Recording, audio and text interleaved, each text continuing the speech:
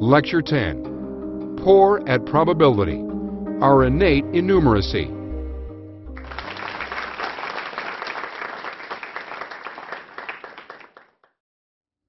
How many times have you heard or said, "What are the odds?" as a reaction to a seemingly unlikely event? We then search for an explanation, some meaning to those events, because randomness or just dumb luck doesn't seem to cut it. This may even lead to a belief that numbers themselves hold some mystical meaning, a belief called numerology. The fact is that humans are terrible at probability. Our brains are very good at certain tasks like pattern recognition and many other things, but we have a horrible innate sense of probability. We especially have difficulty dealing with large numbers. We appear to have evolved an intuitive sense of small numbers, up to 4, 5, or 6 or so, but can only deal with large numbers in the abstract language of mathematics. This innumeracy, as it has been called, leads to a number of probability-based cognitive biases. For example, the sense of coincidence. When two events seem to coincide with each other, we tend to notice this. That is part of confirmation bias, another bias I discussed in a previous lecture. And we see this coincidence as highly improbable. This has led some people to speculate that there are no coincidences, that everything happens for a reason. This is part of another cognitive bias, the meaning bias, the need for the world to make sense or have some meaning. This naive assessment, however, ignores all the misses, all the many events that happen in our lives that do not line up. We experience, hear, see, dream thousands of things every day. By random chance alone, events should appear to line up occasionally. You dream of a friend you haven't seen in 10 years and they call the next day. In isolation, it seems amazing. But if there were never any such coincidences, that would be unusual and that would demand some explanation. The law of large numbers makes coincidences like that inevitable. Also, that belief in coincidences neglects the fact that there are many people in the world. For example, in a city with 1 million people, a 1,000,000-to-1 coincidence should happen to someone every day. Such stories are likely to propagate as they are compelling. They seem to hint at a deeper meaning to reality. So they spread, and you're likely to hear stories of really improbable coincidences occurring. This is also an example of what we call the lottery fallacy, which I mentioned in a previous lecture. We tend to ask the wrong questions. What are the odds of John Smith winning the lottery? Well, it's hundreds of millions to 1 against. So when John Smith wins, we might think that it couldn't have happened by chance alone. However, the real question is, what are the odds of anyone winning the lottery? Well, it turns out it's pretty good. Someone wins a particular lottery every few weeks. It's a statistical certainty that eventually someone will win. This also relates to the law of large numbers. We are bad at intuitively understanding the probability of very large numbers. What are the odds of someone winning the lottery twice? This seems vanishingly small. It's hundreds of millions to 1 against squared. But when we consider all people playing all lotteries, the probability is actually quite good. And this, in fact, happens on a regular basis. For example, Valerie Wilson, who works at a Long Island deli, or used to, said she won another $1 million on a lottery scratch-off game just recently. The first time, I couldn't believe it, she told Newsday. This time, she said, God's on my side. She felt compelled to look for a deeper meaning to the fact that she personally won the lottery twice. And it was difficult for her to intuitively understand that this is something that can happen by chance alone. In fact, statisticians Stephen Samuels and George McCabe of Purdue University calculated the odds of anyone winning any U.S. lottery twice to be something like 1 in 30 for just a 4-month period, and better than even odds over a 7-year period. And this matches the number of times that it in fact happens that someone wins the lottery twice or more than once. This comes up in other contexts as well. This is more than just about playing the lottery. For example, what are the odds of a patient having 2 rare diseases? A resident I was instructing recently expressed disbelief that a patient that we were treating together could have 2 very rare diseases. He calculated the odds of a specific patient having those 2 specific rare diseases as very low, millions to 1 against, based upon the incidence of those 2 diseases. But he was asking the wrong question. He was committing the lottery fallacy. He should have been asking, what's the probability of any individual having any 2 rare diseases? It is, of course, much higher. It's so much higher that it should happen on a regular basis. And of course, those patients will likely present to physicians for treatment having 2 diseases, and therefore doctors should see on a regular basis patients who individually may have an extremely rare condition or set of conditions. This all plays into confirmation bias. Again, as I said previously, confirmation bias, which will come up again and again in this course, is a powerful influence on our thinking. Because we can think of, or perhaps we have personally experienced, events that support our beliefs, we take that as confirmation that those beliefs are correct. But that's because we are mining a vast set of personal experiences, a vast set of data, for just those bits of data that appear to confirm beliefs that we have. This is also part of what I have described as the availability heuristic. Because examples of something are easily available to us, we assume, we feel as if that phenomenon must therefore be commonplace or representative, when in fact it could just be the quirkiness of our own individual experience. We therefore underestimate the probability of events occurring at random. Let me give you a common example that comes up frequently, especially with things like alleged psychics, that of cold reading. Magicians understand that cold reading is a technique. It's a technique that you can use, you can learn. It can even be used unconsciously. Now, regardless of the mechanism that a psychic, an alleged psychic, uses, whether it's tarot card reading or an astrological reading or palmistry, the underlying technique that they're using is called cold reading. Or at least it's indistinguishable from a cold reading. This also counts heavily on confirmation bias. The psychic will throw out a lot of statements, and they count on the subject remembering all the apparent hits and then forgetting all of the misses. But also, the subject or the client will search for connections that seem to confirm the psychic's guesses, and then they will take that as confirmation. Therefore, all the hard work in a cold reading is really being done by the subject. They're the ones who are searching their vast memories of all the things that involve their lives and looking for connections to what the alleged psychic is saying. The person doing the reading is actually not doing the hard work. And of course, we can test this hypothesis by systematically evaluating the statements made by alleged psychics to see if they do have quote-unquote hits more often than we would expect from just educated guessing. And when you do that, it turns out that they have many, many more misses, and far more misses than the subjects remember. After a reading, the subjects do tend to remember the hits and vastly overestimate the accuracy of the reading. But when it's recorded and counted, there are many more misses than hits. Further, we underestimate how high probability some guesses are. This gets back to the Forer effect I also described in a previous lecture, where we tend to take vague statements and then apply them in detail or directly to something about our lives or our connections. How many people know a woman whose first name begins with the letter M? This may sound like a specific statement, but it's actually a very high probability guess. Or a date that has the number 3 in it. Sometimes a psychic, while doing a cold reading, will throw out the number 3.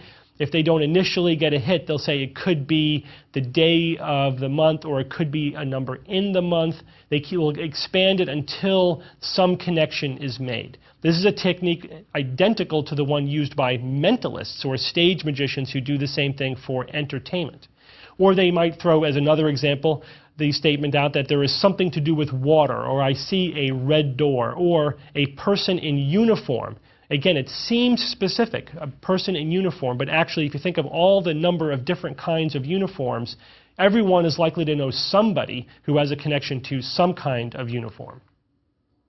Let me talk also now about anecdotes. Anecdotes are essentially uncontrolled observations, and scientists use the term anecdote in a deliberately pejorative way to mean that, well, this is very dubious form of evidence because the variables are not controlled and the observations are not systematic in any way. The reason why that is a problem is because anecdotes are a way of subconscious data mining, again subject to confirmation bias and memory effects and other cognitive biases as well. We are not aware of the fact, like with coincidences, that we are mentally searching through large amounts of data from our everyday lives looking for patterns. Therefore, seeing a pattern should not be surprising. We should expect, in fact, to see patterns all the time. Humans are excessively good at doing just that. So our anecdotes are a way of remembering hits and forgetting misses and seeing patterns in a vast, perhaps unappreciated set of data. Sometimes bad research will use data mining techniques deliberately. They make a what are the odds lottery type fallacy. For example, what are the odds of this connection, not what are the odds of any connection. This may crop up innocently, a doctor seeing patients who happen to have a similar pattern of exposure and ailments, for example, may think that he has hit upon some risk in the environment. Hey, I've seen 3 patients in the last month who have this disease and all who had a similar exposure. They then ask the question, what are the odds of that happening by coincidence alone, rather than asking the question, what are the odds of me seeing any cluster of symptoms at some point in time by chance alone?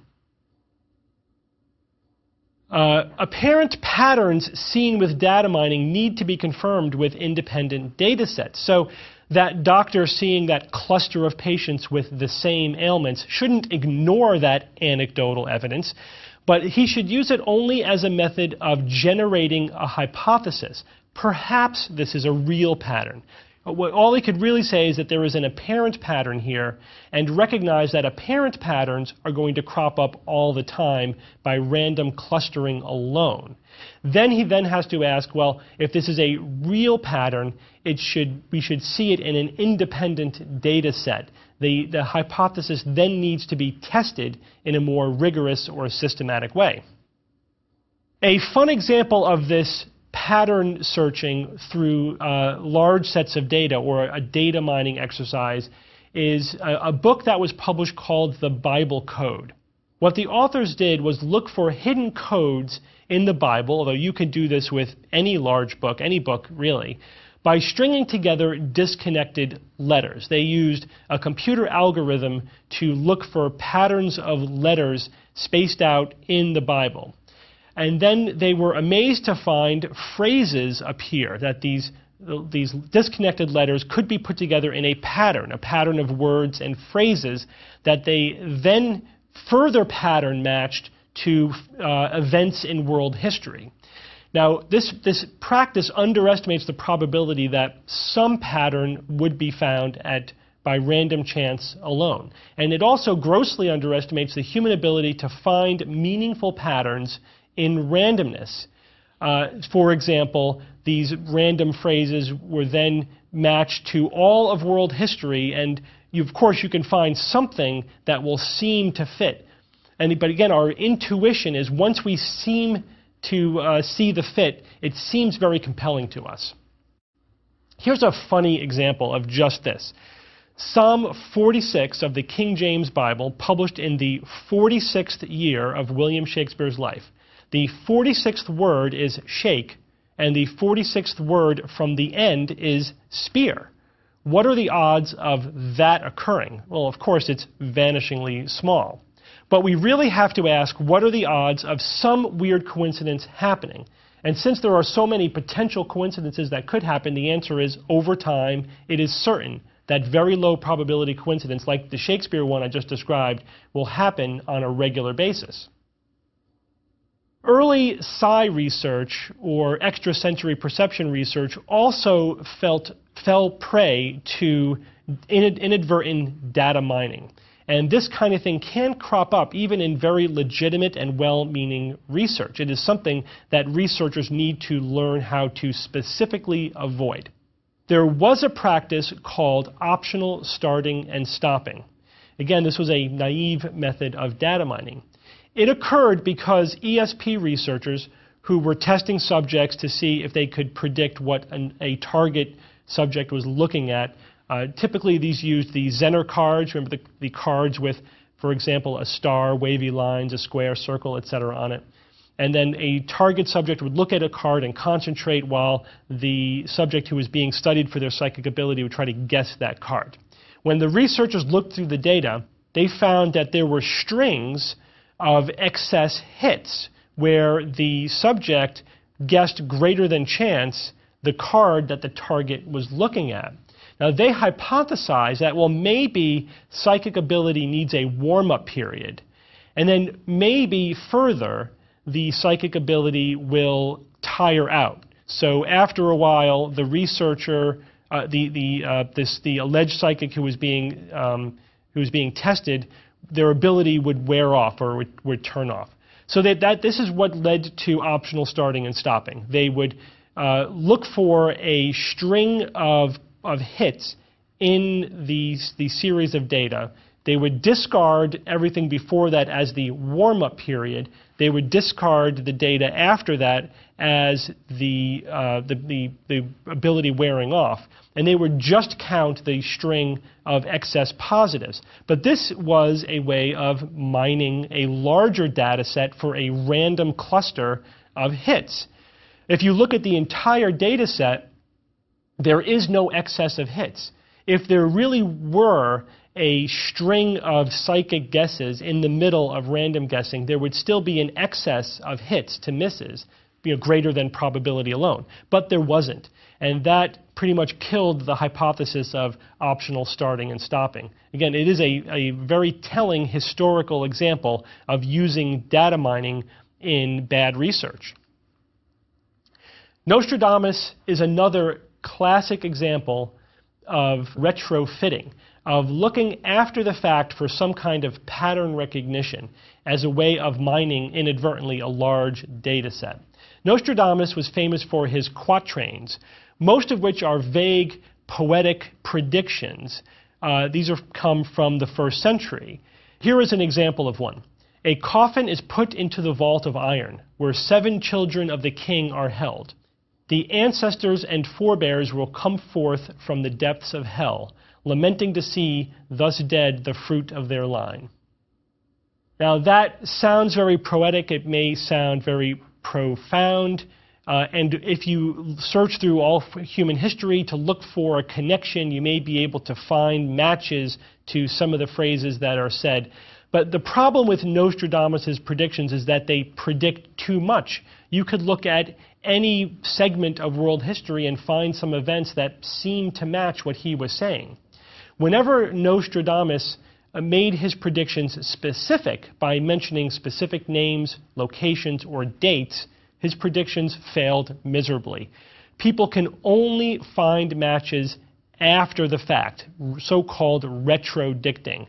And as we will see in science in general, being able to explain things after the fact is not a good predictor of a correct theory. You have to be able to predict things in the future, and that's something that no one has been able to do with Nostradamus' predictions.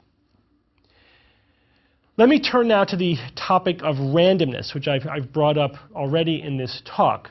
So quick, think of a random string of 10 digits from 0 to 9. Got it? Chances are the string is not random.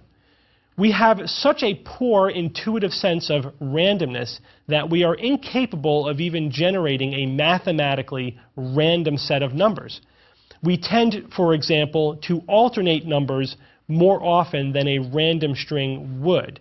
We avoid lumping or clustering numbers together because clusters of numbers don't look random to us. Again, our naive intuition about randomness is different than true mathematical randomness. Let's take the night sky, for example. The stars in the night sky are fairly randomly distributed.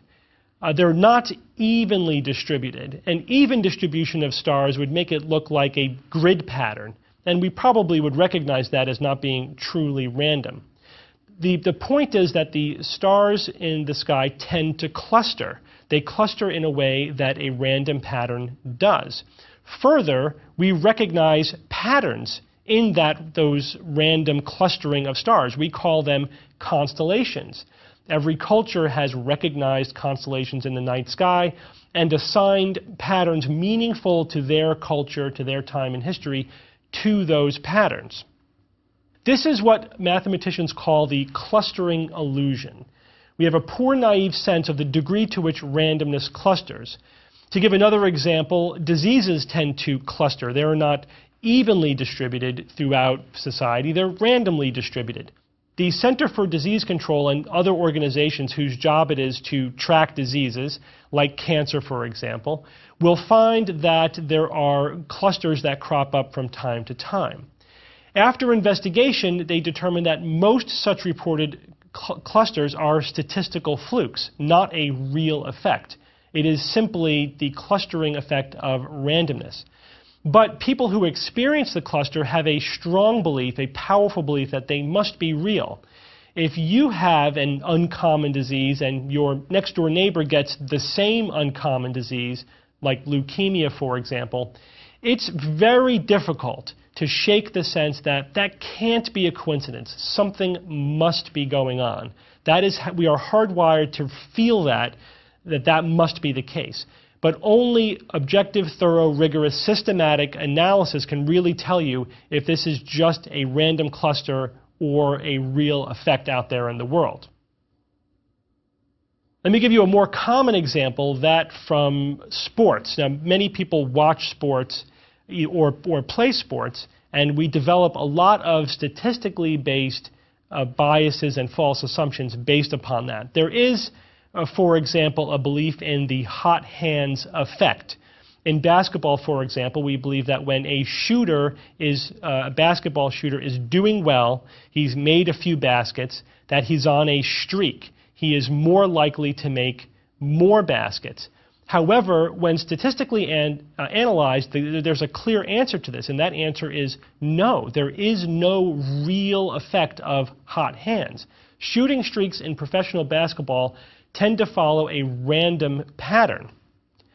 If players had hot and cold streaks, real hot and cold streaks, an effect other than randomness, there would be more and longer streaks than is predicted by randomness alone. But when large sets of data are looked at rigorously, we find that there just isn't these longer streaks. The amount of streakiness that we see in making and missing baskets is exactly what we would predict by randomness alone. Yet the belief in the hot hands effect among players and fans is very hard to shake. I've had this experience myself where I've tried very emphatically to explain to a basketball fan that there is no hot hands effect. Even when they eventually understand the statistics, they cannot bring themselves to believe that there is no effect there. Something must be going on. And they also fall prey to the availability heuristic in that they can easily reach for explanations for the effect. Players are confident, and that confidence makes them perform better. Of course, when they miss, that's because they were overconfident. When they're missing, then they get shaken. Now their confidence is down, and therefore they're more likely to make a mistake. However, you can use the opposite reasoning. When they've missed a few baskets in a row, you might say, well, they're due. They're due to make a basket. Or when they've made a few baskets in a row, they're due to miss one. So we can use this contradictory reasoning to explain anything that happens, but our intuition is to apply some meaning to what is statistically proven to be a random sequence of events. This crops up frequently in gambling as well. Gambling is, in fact, a giant exercise in probability, and casinos count on the fact that people are terrible at probability. There is, in fact, a fallacy called the gambler's fallacy. If you just flipped a fair coin heads 10 times in a row, what is the chance of flipping heads on the next toss? Our intuition often tells us, well, it's probably less than 50-50. If you just flipped heads 10 times in a row, then tails is due. Or you may alternately think that, well, you're on a streak of heads, so the chance is increased. Again, you could easily use mutually contradictory reasoning to explain any outcome. However, the answer is 50%. If it's a fair coin, there's a 50% chance of heads and a 50% chance of tails on any flip. The gambler's fallacy is in not recognizing the fact that each coin flip is a completely independent event. What has happened previously, therefore, does not have any influence on the future events. And in fact, again, assuming the premise that it's a fair coin and a fair flip, thinking that what has occurred previously affects future flips is akin to magical thinking.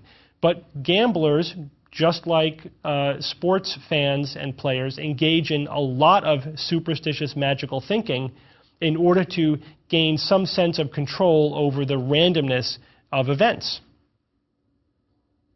We tend to think that we are on a streak of heads. Again, this streak is a consequence of assuming that events are connected. Or we may think, again, that tails are due.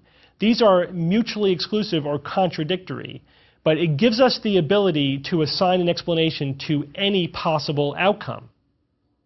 Another statistical effect that, when we're not aware of it, can bias our thinking or cause us to invent an explanation for an event that is a statistical event is called regression to the mean. What this means is that in what we call the drunken walk of randomness, a random walk like a drunkard will lurch at random to the left or to the right. They may go to the left for a while, but then will tend to come back to an average outcome. Or if you think of the bell curve, a distribution curve of probable events, where the most average events cluster in the middle, and then to either side there are progressively less likely and less frequent events. And we can, for example, use the performance of a professional sports star. Like, let's say, for example, a baseball star and their ability to get hits. They may have an exceptional season. They may, just at random alone, perform to one side of the bell curve. And whenever that happens, whenever we have a statistical effect that deviates from a statistically average effect, it is likely that will be followed by a more average effect. It will regress to the mean. This is just random chance alone. That's because two statistically unlikely events are unlikely to occur in a row. Therefore, players doing statistically above their average are likely to regress to their average performance. However, this doesn't feel like the answer to us, so we invent all kinds of magical thinking to explain this illusory effect of just randomness. For example, there is something called the Sports Illustrated curse. After a player gets on the cover of Sports Illustrated for having an above-average performance year, they will then falter. They will then have a bad year following the year they had that got them on the cover. But regression to the mean alone explains that occurrence. We don't need to hypothesize that the player got cocky or sloppy, or perhaps they were distracted by all the media attention. Having an above-average year, you're almost guaranteed by regression to the mean in order to have a more average year following that. Knowledge of mathematics and probability are critical for making sense of the world. And in many ways, we live in a mathematical universe. It is the language of explaining how things work. But we have to simultaneously recognize how terrible we are at doing so naively. We did not evolve to have a really highly developed sense of mathematics. The solution to this weakness, however, is twofold. The first is metacognition, understanding the flaws in our natural cognitive tendencies, and then substituting formal mathematical analysis for our naive senses. We will see this pattern again and again in this critical thinking course. We see and recognize the cognitive flaws in our naive brain processes, and then we substitute a formal process of logic or analysis in its place, liberating us from those very flaws.